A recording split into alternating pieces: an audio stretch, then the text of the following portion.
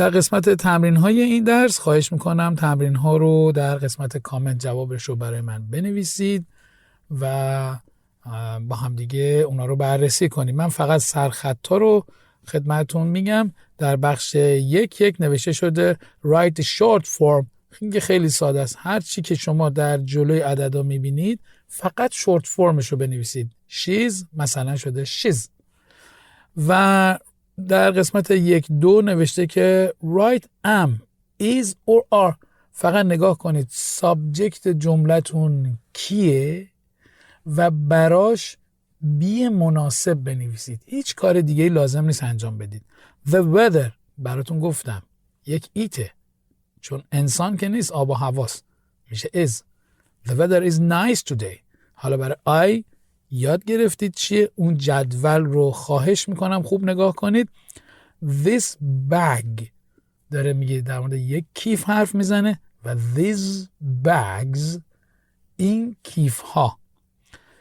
Look there شماره 5 اینجا هست در مورد یک نفر کارول، یک شخص، کارول یک خانومه. My brother and I اینجا 2 نفرن. Emily یک خانومه.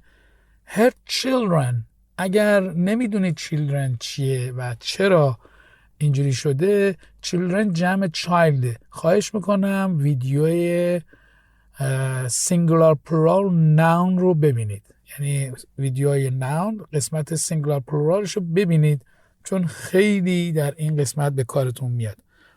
I دوباره باید ازش استفاده کنید. چه بی complete the sentences جملات رو کامل کنید. اینجا هم دوباره همون شکلیه. Steve is ill, he's in bed. اینجا داره براتون مشخص کنه که سابجکت کیه و در جمله بعدی شما باید شورت فرم پروناون و بی مخصوص اون رو بنویسید. مثلا پایین گفته I'm not hungry but دوباره نسبت به I am باید پروناون یا ضمیر مناسب به علاوه بی مناسب برای اون ضمیر بنویسید. Look at Lisa's sentences in 1A. Now write sentences about yourself. میگه به همون قسمت اول ویدیو نگاه کنید، اونجا رو پاوز کنید، جملاتی که درباره لیزا تو سکشن 1 بود رو ببینید. حالا درباره خودتون بنویسید، مثلا my name فلان و در مورد from از کجا آمدید، ایجتون، جابتون، شغلتون، ایج هم که میشد سنتون، favorite color or colors میتونید بگید من رنگ مورد علاقم فقط این یه دونه است یا این چند تاست و interested in به چی علاقه دارید.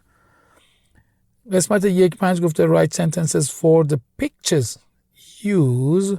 میگه بنویسید جملاتی برای عکس ها، این عکس که این پایینن. use استفاده کنید از afraid ترسیدن، angry عصبانی، cold سرد، hot گرم، hungry گرسنه و thirsty تشنه. عکس 1 خانومه توی آفتاب و داره به یک لیوان آب فکر میکنه. خب she's thirsty اون تشنشه. و عکس های بعدی رو خوب نگاه کنید. عکس 2 نفرن. عکس 3 یه آقاست. عکس 4 یه آقا روی صندلی داره از یک مار میترسه. عکس 5 3 نفرن که گرسنه‌شونه چون دارن به غذا نگاه میکنن و عکس 6 عصبانی از اینکه بچه‌ها شیشه پنجره‌شو شکستن. در قسمت 6 نوشته شده write through sentences positive or negative use is or isn't or are or aren't.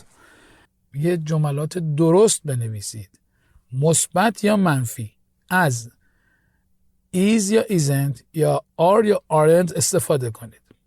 خب ببینید در قسمت 1 it isn't hot today.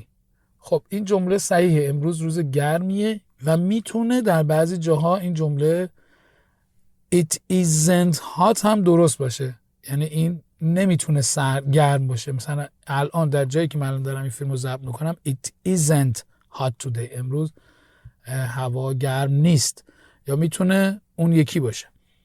یا windy today هوای باد داره میاد و my hands cold hands دستان سرد باشن. برزیل a very big country برزیل یک کشور خیلی بزرگ. خب واقعا هم کشور خیلی بزرگیه. و diamonds الماس ها چیپ یعنی ارزون بی ارزش نیستن. این دیگه نمیتونه حتما با هر دوش باشه، یکی از اینا صحیحه.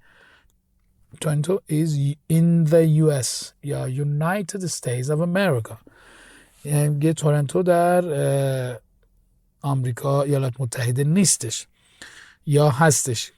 درستشو بنویسید، تورنتو پایتخت کانادا است، خب در آمریکا نیست.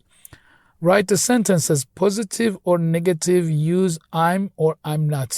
در مورد خودتون جملات صحیحی بنویسید، از پوزیتیو یا نگاتیو استفاده کنید. حالا یا بنویسید I'm tired یا I'm not tired، یکیشون کافیه. ولی خب اگه میخواید خوب تمرین کنید هر دوشو بنویسید. hungry گرسنه بود، good swimmer شناگر خوب، interested in football علاقه‌مند به فوتبال. امیدوارم از این ویدیو خوشتون اومده باشه. از اینکه تا انتهای ویدیو رو نگاه کردید از شما سپاسگزارم. اگر از اون خوشتون اومده لطفاً اون رو لایک کنید و اگر عضو کانال نیستید آن رو سابسکرایب کرده و دکمه زنگوله را بزنید. منتظر کامنت های شما هستم.